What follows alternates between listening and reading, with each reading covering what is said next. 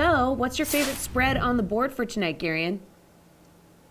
Yeah, I'm going to go with the Suns -2.5 against Dallas. The Mavericks have actually been the hottest team in the NBA, but I'm a little concerned. They're on the second night of a back-to-back, and the Suns are also just really, really good. Phoenix is actually 5-1 ATS in their past 6 road games, and the Devin Booker Suns in general have done very well in Dallas. They are actually 8-1 ATS their last 9 games in Dallas against the Mavericks. No DeAndre Ayton in this one, but this is a stat that isn't so much like, DeAndre Ayton's bad. This is more just, this is how good the Suns are. When Ayton's been off the court so far this season, the Suns are still outscoring their opponents by 5.6 points per 100 possessions. So I don't think it matters all that much, particularly against a Mavericks team that, doesn't have like a dominant post interior type big man. So I'll just take the Suns -2.5. All right, Matt, what about you? Favorite spread on the board?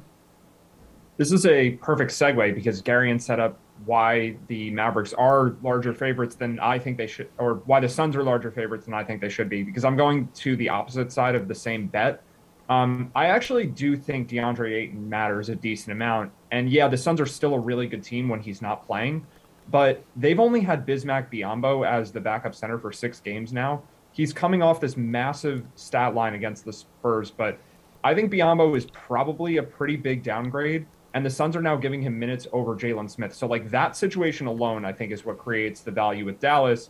I am concerned about the back-to-back, and there is probably a small chance that Luka Doncic sits out, although the game's national TV. He'll probably play. But the Suns are at the end of a really long road trip, too. So I think that the rest and fatigue stuff balances out a little bit here. And I just think the Mavericks are really good and might be as good as the Suns are without Ayton. All right, what do we think, Nick? Favorite spread on the board tonight? To go to that Golden State and Indiana game. It's a big number, 11.5 in favor, of course, of the Warriors at home. But Domantas Sabonis got hurt late in that game last night against the Lakers. Didn't really sound overly optimistic based on what Rick Carlisle had to say after the game. I mean, he is not going to play tonight. Sounds like he might miss a decent chunk of time. He's basically been the entire offense for the Pacers of late. Malcolm Brogdon has missed a ton of time. He did play last night, was kind of limited. Wouldn't be surprised if he sits with that ongoing Achilles issue on the second half of a back-to-back. Of course, Miles Turner also out for Indiana. No Draymond Green for the Warriors, but I still think this is a pretty advantageous spot for a team that has Steph Curry, Andrew Wiggins, Klay Thompson. Warriors are 15-6-1 ATS at home. They're 20-12-2 ATS as a favorite. I think this is a really good spot for them to get a big win. Matt, is there possibly an alternate spread that you think could be worth taking? Yeah, so I'll just be the contrarian for today because I'm going to go against Nick here also. What I do agree with that he said is that I think there is a chance that Brogdon doesn't play and Sabonis is almost certainly going to be out. So the alternate spread I'm looking at is actually, I think what the current spread is, the odds will just change. So to just clarify this, the line's 11.5. I think the Warriors will get to at least -13 if Sabonis and Brogdon are out. And then at that point, you can bet the Pacers plus 11.5 at, let's say, plus 120 or plus 130. I'm pretty interested in the Pacers in that situation.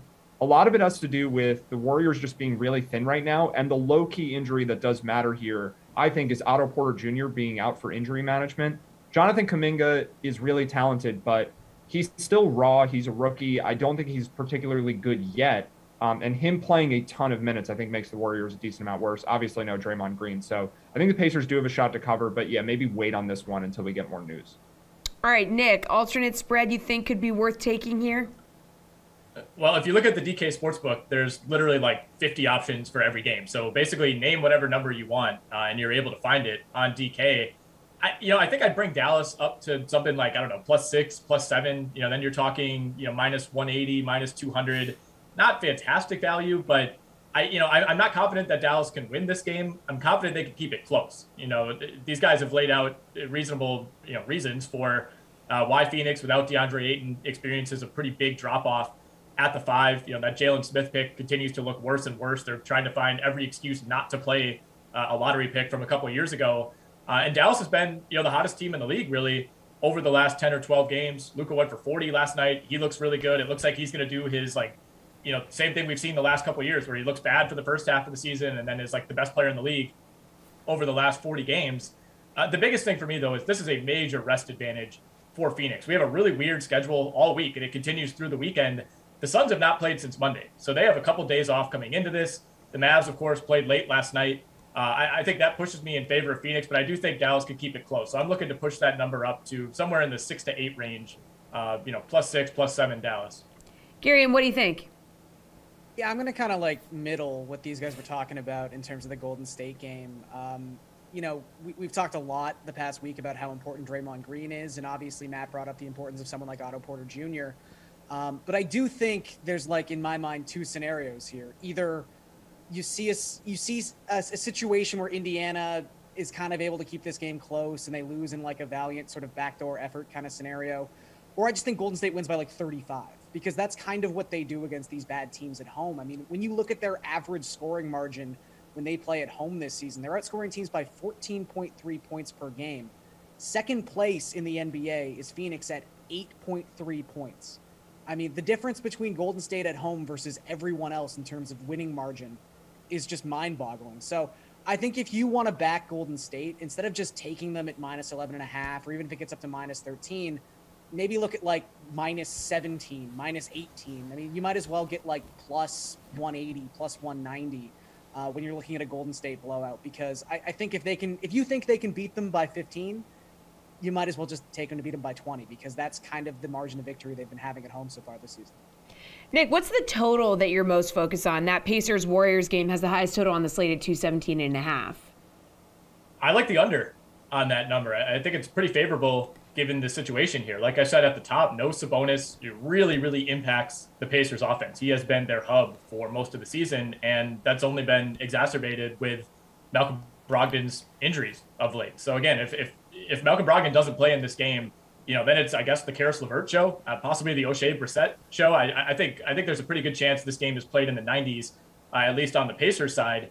And even the Warriors, they've sputtered of late. They're still right there at the top of the West behind Phoenix, but they've been under 100 points as a team in 5 of their last 8. They've only topped 108 points once in their last 8 games. So that high scoring, team that's playing games in the 120s, 130s, that really hasn't been the Warriors for the last several weeks. That was the team we saw over the first month and a half of the season. They've been sputtering a bit. Curry still under 40% from the field over his last 25 games. That's kind of been an underrated storyline that he struggled, over the second half. The second half of the first half of the season is how I was going to phrase that. But anyway, I like the under in this game. I think Indiana, struggles to push this one and kind of carry its end of the bargain. All right, Gary, and where are you looking? Which total are you most focused on? I think anytime the Mavericks are on a slate, you can pretty much just blindly back the under. They're hitting the under more than any team this season. Essentially 70% of their games have gone to the under, and across their last 10, you can really see the reasons why these trends have been happening. I mean, this is a team that is allowing less than 100 points per 100 possessions in that 10-game span. That is the best defensive rating in the NBA within that stretch. Phoenix, also just one of the best defensive teams in the NBA. They are 5th in defensive rating across their last 10 games. Dallas also really, really slow pace. They are the 5th slowest pace in the NBA in that same 10-game span. I just feel like the exact script we saw last night between Dallas and Toronto, you're probably going to see that again in Dallas and Phoenix. And this line has moved down in the last half hour. It's gone from 216 to 215.5, but I still like the under here. Matt, where are you going? We've ignored one of the 3 games, and I guess it's because there's 2 games that feature good teams, and then we have the Knicks are playing the Pelicans. But the total for that game, I think, is going to move depending on the news of Devontae Graham, and it could move in either direction. So I don't actually know if I like the over or the under yet, but at 209.5, if Graham plays, I think that number's too low, and if Graham doesn't play, I think that number's too high. Basically, what I'm saying here is Devontae Graham actually matters a lot for totals. He is the team's starting point guard. He's a really good offensive player, doesn't play a ton of defense. Drives the pace to a decent extent. I don't think the game will be as fast if he's not there, but we don't know if he's going to play yet because he has an ankle injury. So if you're following news today, if Graham's in, I think the total will go up a couple points and vice versa. Okay, so on the DK Sportsbook, you can combo a money line bet and a total from the same game. So do one of these games have a combo that makes sense here, Garion?